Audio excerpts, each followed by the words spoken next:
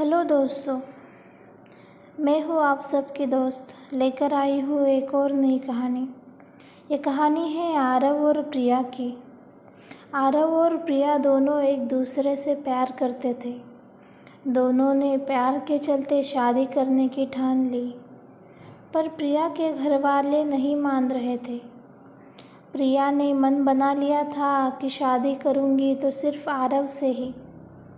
लाख कोशिशों के बाद भी घर वाले मान नहीं रहे थे, इसलिए दोनों ने भाग के शादी की।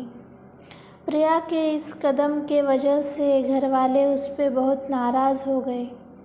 शादी के कुछ महीनों बाद प्रिया ने घर वालों से बात करने की कोशिश की, पर उसके घर वालों ने साफ कह दिया कि मर भी जाएगी तो मुंह मत दिखाना।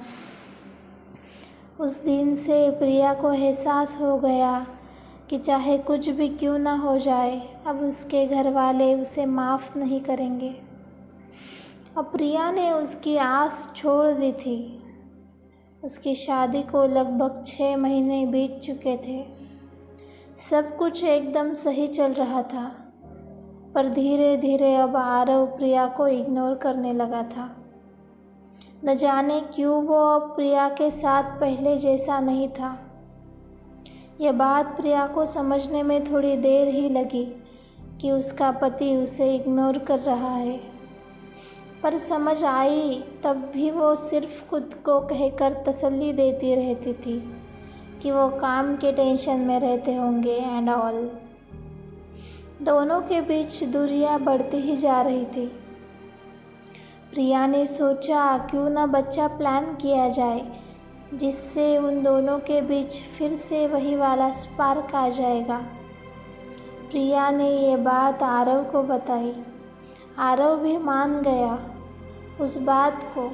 फिर अब 3 महीने बीत गए थे, पर फिर भी वो प्रेग्नेंट नहीं हो रही थी। वो दोनों डॉक्टर के पास गए। वहाँ उन्हें पता चला कि प्रिया कभी भी मां नहीं बन सकती। ये बात सुनकर दोनों टूट से गए। प्रिया तो बेचारी बहुत रोती रहती थी। यूं ही कुछ महीने बीत गए। प्रिया की सास अब दूसरी शादी के लिए आरव के पीछे पड़ गई थी। आरव उसे हर बार नकार देता था। एक दिन उनके रिश्तेदार के यहाँ शादी थी। प्रिया के जाने का मूड नहीं था, इसलिए आरव और उसकी माँ चली गई। वहाँ उसके माँ ने आरव को कीर्ति से मिलाया। कीर्ति उनके दूर के रिश्तेदार की बेटी थी। वो बहुत ही खूबसूरत थी। आरव ने उसे देखा तो देखता ही रह गया। घर वापस आते समय आरव की माँ ने बताया कि तुम्हारे लिए कीर्ति का रिश्ता आया है। मुझे तो बहुत पसंद है कीर्ति, अब तू ही बता क्या करना है। इस बात पर जवाब देते हुए आरव बोला, पर माँ प्रिया का क्या? माँ बोली, वो मैं देख लूँगी, तू सिर्फ हाँ बोल दे। उस पर आरव बोला कि मुझे कीर्ति पसंद है।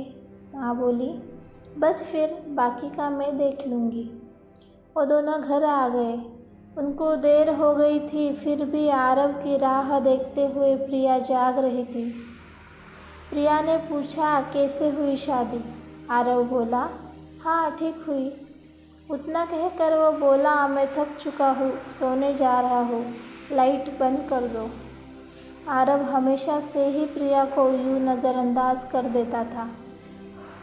दूसरे दिन आरव के ऑफिस जाने के बाद प्रिया की सास ने उसे बताया कि मैं आरव की दूसरी शादी करवाना चाहती हूँ और वो भी मान गया है।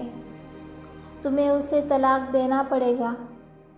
अगर खुशी खुशी तलाक दे दोगी तो तुम उसकी पहली पत्नी के लिहाज से इस घर में रह सकोगी।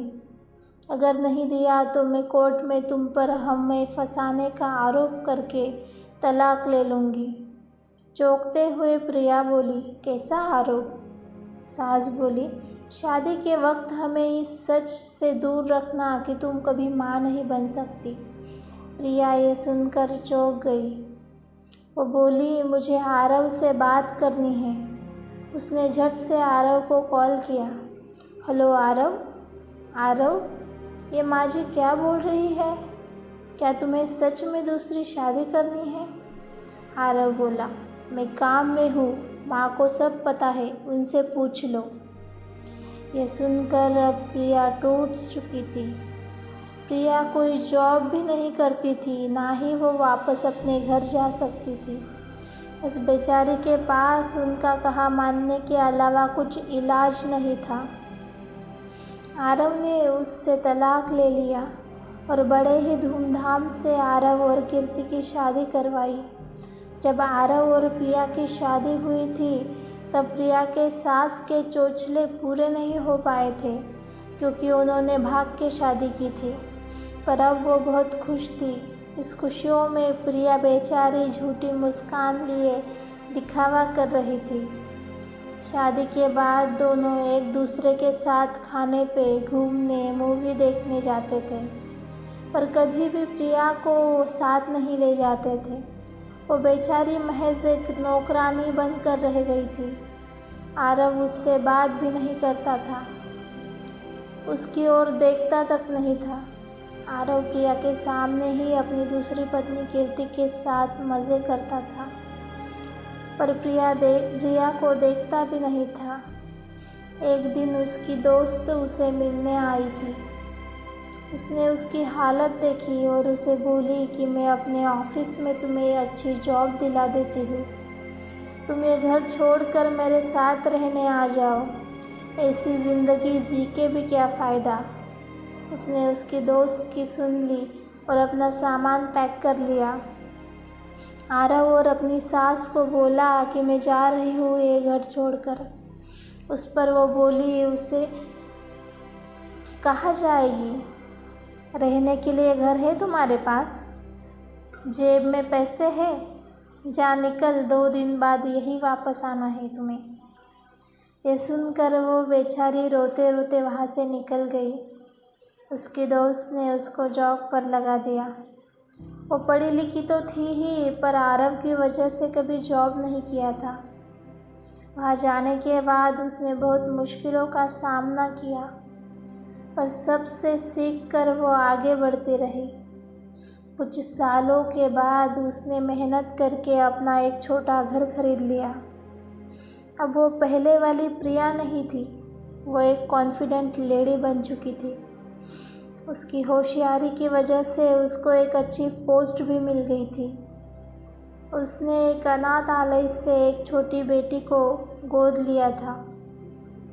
वो बच्ची ही अब उसकी दुनिया बन चुकी थी। एक दिन उसके अंडर काम करने के लिए कुछ लोग भर्ती हुए। उन लोगों में एक आरव भी था। आरव उसे यूँ देख हैरान हो गया। वो उसे बोला, अरे प्रिया, तुम यहाँ? वो बोली, माइंड योर टंग मिस्टर, आप मुझे मैडम बुला सकते हो। उसका ये रूप देखकर आरव तो चौंक ही गया था। उसने चाहा कि वो फिर से उसे घर पे रहने आने के लिए कहे, पर अब उसका दरारा ही कुछ और था। वो डर के मारे उसे बोल ही नहीं सका। और अब प्रिया अपनी बेटी के साथ बहुत खुशी से जीवन बिता रही थी। दोस्तों, आपके जीवन में होने वाले हर बुरे वक्त से उभर कर आप एक बेहतरीन इंसान बन सकते हो। ज़रूरत है तो सिर्फ हिम्मत और मेहनत की। अगर मेहनत सच्ची हो तो मंजिल मिल ही जाती है। उम्मीद है कि आपको ये कहानी अच्छी लगी होगी। ऐसी ही और कहानियों के लिए चैनल को ज़रूर सब्सक्राइब करें। Please please please like, share and subscribe. Thank you so much for watching the video.